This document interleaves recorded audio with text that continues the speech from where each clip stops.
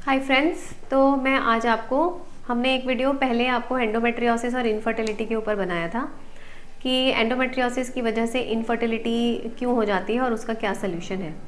आज मैं आपको एंडोमेट्रियोसिस, इनफर्टिलिटी और सर्जरी का रोल बताऊंगी।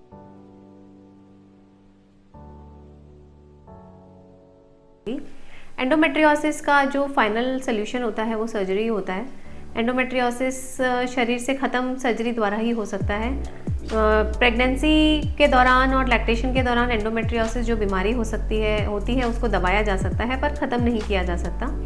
और बहुत सारे पेशेंट जब उनका प्रेगनेंसी और लैक्टेशन पीरियड ओवर हो जाता है तो उनको वापस एंडोमेट्रियोसिस के सिम्टम्स आने शुरू हो जाते हैं। एक बॉटम लाइन है, एक सिंपल सी लाइन है। एंडोमेट्रियोसिस की वजह से अगर किसी को बहुत ज़्यादा पेनफुल पीरियड्स हैं या उनको बहुत ज़्यादा पेल्विक पेन की शिकायत है और वो ठीक होना चाहते हैं तो उनके लिए only and only solution surgery ही है।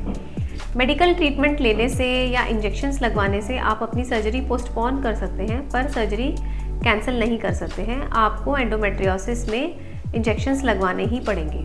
और दूसरी चीज़, जितना भी मेडिकल ट्रीटमेंट एंडोमेट्रियोसिस के लिए आया है जिससे कि पेशेंट को पेन रिलीफ हो या एंडोमेट्रियोसिस सप्रेस करने के लिए जो दवाइयाँ दी जाती हैं वो सब काउंटर प्रोडक्टिव हैं। अगर पेशेंट ने मेडिकल ट्रीटमेंट एंडोमेट्रियोसिस के लिए लिया है तो उसको कंसेप्शन अपना पोस्टपोन ही करना पड़ेगा, उसको कंसीव करने की प्लानिंग अपनी पोस्टपोन ही करनी पड़ेगी, क्योंकि सारी जो मेडिसिन्स हैं वो मेंस्ट्रुएशन बंद करने और ओवुलेशन बंद करने वाली मेडिसिन्स हैं। क्योंकि उन्हीं मेडिसिन्स को बंद करने से बॉडी में एस्ट्रोजन लेवल ड्रॉप करता है, पेशेंट के पीरियड्स बंद होते हैं और तभी पेशेंट को पेन रिलीफ होता है।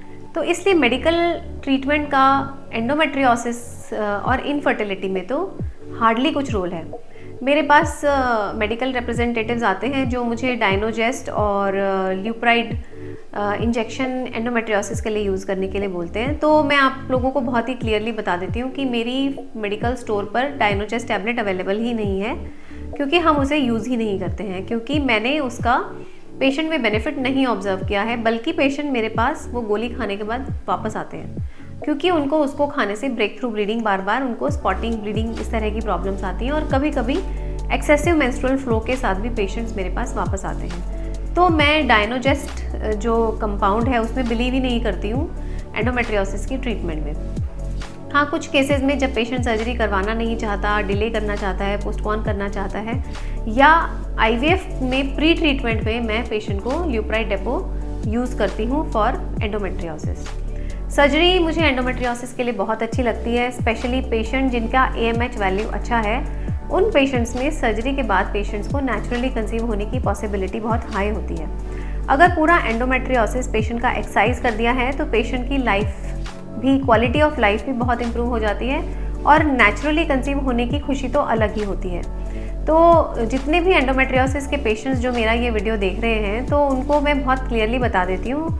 बहुत सारे लोग ये सोचते हैं कि एंडोमेट्रियोसिस की सर्जरी में लोग हमारे ऑर्गन्स डैमेज कर देंगे और हमें बाद में जाके इनफर्टिलिटी हो जाती है।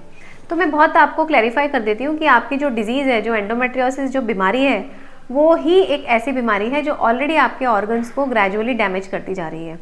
तो बहुत बार हमारा ये थॉट कि डॉक्टर ने सर्जरी करके हमारे ऑर्गन्स ख़राब कर दिए, तो मैं ये आपको क्लैरिफाई कर देती हूँ कि कोई भी डॉक्टर पेशेंट का जो फर्टिलिटी ट्रीटमेंट कर रहा है वो किसी के भी ऑर्गन्स ख़राब करना नहीं चाहेगा, क्योंकि वो भी यही चाहता है कि वो पेशेंट जो है उसके ट्रीटमेंट के बाद कंसीव हो जाए।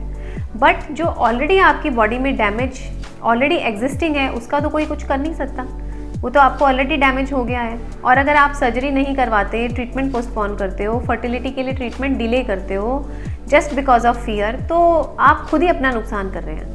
कोई डॉक्टर आपका नुकसान नहीं करता, क्योंकि आप सर्जरी के लिए रिलक्टेंट रहते हैं, क्योंकि सर्जरी में आपको लगता है कि डॉक्टर्स कुछ निकाल देंगे। सर्जरी का मतलब हमेशा ये नहीं होता है कि डॉक्टर कुछ निकाल देंगे, हमारे शरीर का अंग निकाल देंगे। तो ऐसे केसेस के अंदर जो एंडोमेट्रियोसिस के बिल्कुल बहुत ही पेनफुल केसेस हैं, ग्रेड 3 ग्रेड 4 एंडोमेट्रियोसिस है, बड़े बड़े पेशेंट को एंडोमेट्रियोमाज हो गए हैं, उन पेशेंट में पेशेंट को सर्जिकली पेन रिलीफ में भी एडवांटेज होता है और फर्टिलिटी में भी एडवांटेज होता है। इवन जो पेशेंट्स IVF करवाते हैं उनमें भी अगर एंडोमेट्रियोसिस ऑपरेट हो जाता है तो उनमें इम्प्लांटेशन और एक फुल टर्म प्रेगनेंसी होने की संभावना ज़्यादा होती है। Thank you.